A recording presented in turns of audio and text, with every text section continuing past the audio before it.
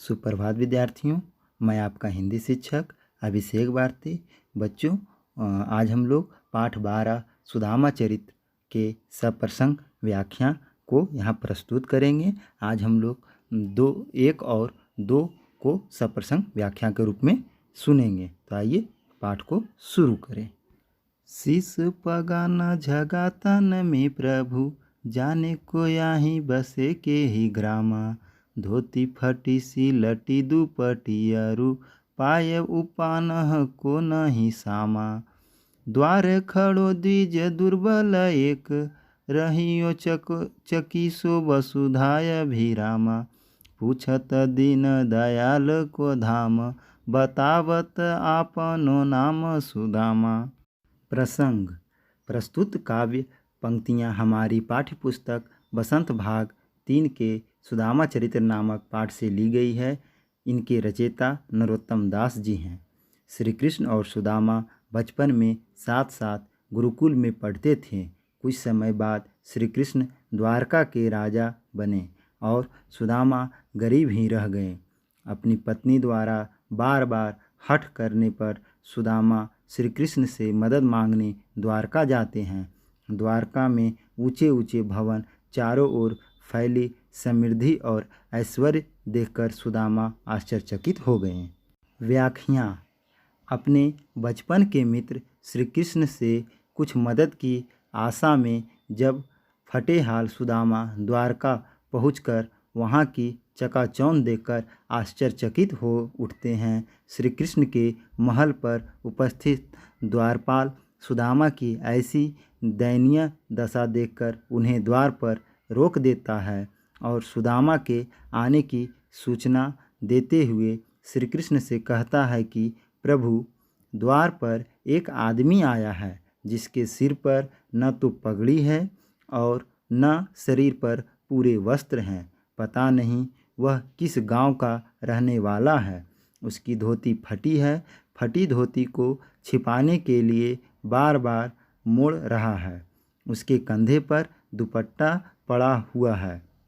उसके जूते खरीदने की क्षमता नहीं दिखती। दरवाजे पर एक दुर्बल ब्राह्मण इस सुंदर पृथ्वी और राजभवन को अत्यंत आश्चर्य से देख रहा है।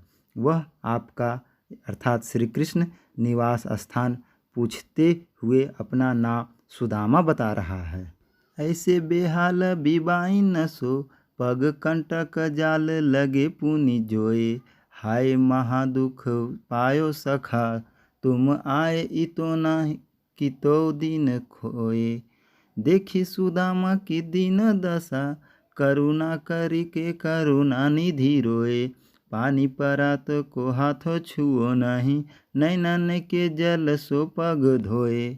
व्याख्या। द्वारपाल के मुँह से सुदामा नाम सुनते ही श्री कृष्ण अपने सिंहासन से उठ खड़े हुए। वे अपने बचपन के मित्र सुदामा से मिलने दौड़े आए। उन्होंने आदरपूर्वक अंदर ले जाकर सुदामा को सिंहासन पर बिठाया और उनकी दीन दशा देखकर द्रवित हो उठे।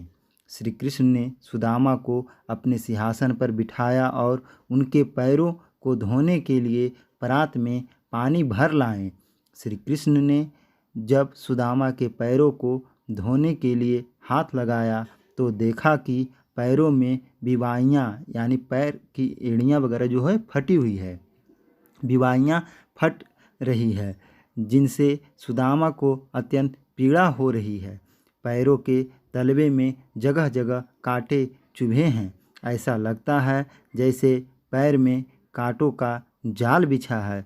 उनकी यह दशा देखकर श्री कृष्ण ने अत्यंत दुखी होकर कहा कि हे मित्र, तुम इधर अब तक क्यों न आए। श्री कृष्ण अपने मित्र से कहते हैं कि इतने दिन तुम क्यों नहीं आए, अब तक कहाँ दुख भुगतते रहे। सुदामा की ऐसी कष्टकारी दशा देखकर करुणानिधि श्री कृष्ण द्रवित होकर रो उठे। श्री कृष्ण के रोने से उनकी आँखों से इतने आंसू गिरे कि सुदामा के पैरों को धोने के लिए उन्हें परात की पानी को हाथ नहीं लगाना पड़ा। अर्थात श्री कृष्ण ने अपने आँखों से गिरते आंसुओं से अपने मित्र सुदामा के पैरों को धो दिए। शब्दार्थ: शीश सिर, पगा पगड़ी, झगा वस्त्र, ग्रामा गांव, अरु और, उपानह जूते, द्विज ब्राह्मण, वसुधा पृथ्वी, अभिरामा सुंदर। बेहाल परेशान या पीड़ित, बिवाइन पाँव में फटी दरारें, कंटक कांटे या सूल, सखा मित्र, दीन गरीब, करुणा दया, नैनन आँखें। बच्चों, आपका गृह कार्य के रूप में यह है कि बताए गए व्याख्या को ध्यानपूर्वक सुनें व समझें और दिए गए शब्दार्थ को याद करें। आपका दिन शुभ हो। धन्यवाद।